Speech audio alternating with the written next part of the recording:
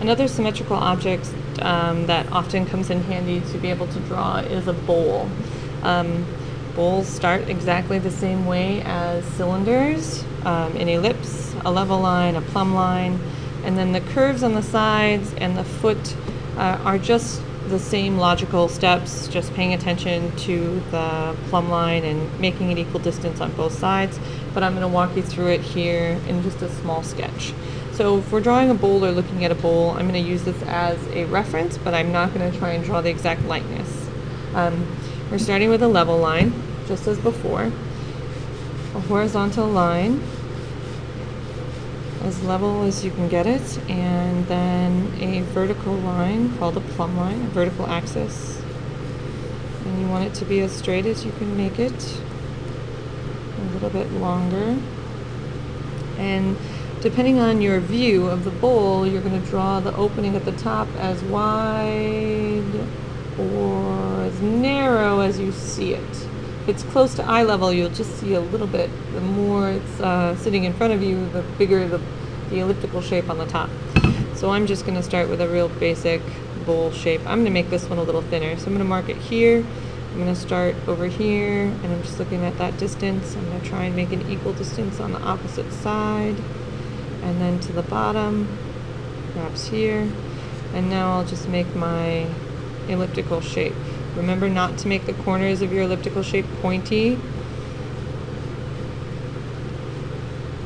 And try and round out your curves on the top and the bottom so that they are all equal.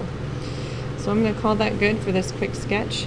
Now the next step that often troubles people is creating two symmetrical sides to the bowl.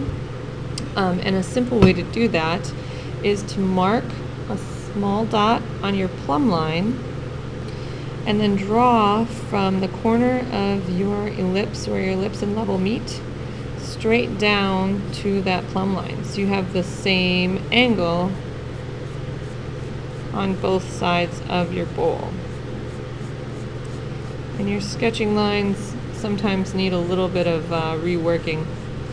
We can tend to curve them to make them look the way we think they should be. I'm going to work out this corner a little bit more, and this corner a little bit more. There. So now the sides of my bowl are created by these angles, and the last thing I have to do is just decide where I want the bottom of the bowl to be, and I can mark where I really want the curve to touch on this side, and straight across from that I'll mark it there and there. So now I have a bowl with a rounded base. I can fuss with the curves slightly with my eraser. I can get rid of these lines or detach those extra lines. I don't need them any longer. And that's that. If I wanted to draw the foot, like this bowl has a foot on it, it's a little extra space. The only thing I need to kind of decide is how long this foot will be. If I turn it into a really long foot, it'll look kind of like a chalice. If I keep it short, it'll look more like a candy dish. So I'm just going to stop it right about here. And then I need to create another level line. And then I'll mark an equal distance on both sides of that level line. So here's my center. It's one side, other side. And now just make these touch. Round it out a little bit more. And at the base of the bowl, I need to decide how wide the connection point is. So here's where the bowl connects to the foot, right here. And I can make that as wide or as narrow as I want. I'm just going to make it kind of thin, just for a little more, I don't know, interest.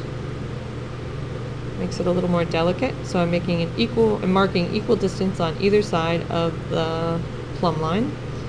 And then I can just swing a little curve out to the bottom.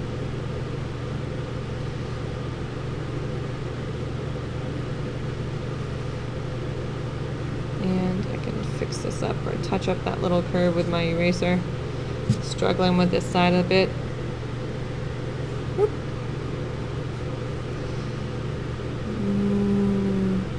There we go. If I want, I can make this ellipse come all the way around, but I really just only drew the front of it because that's all I needed to kind of make this convincing. If I wanted it to look a little more round, I could add an additional line to look like it's wrapping around.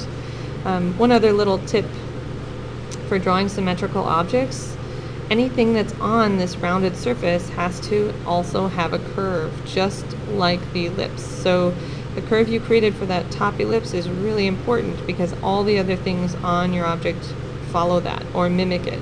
So if I wanted to put a label on this, like a sticker, my top and bottom of my sticker have to curve just like the ellipse at the top of the object.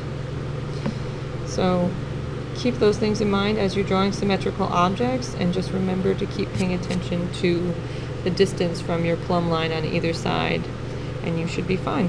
This is a demonstration on a bowl.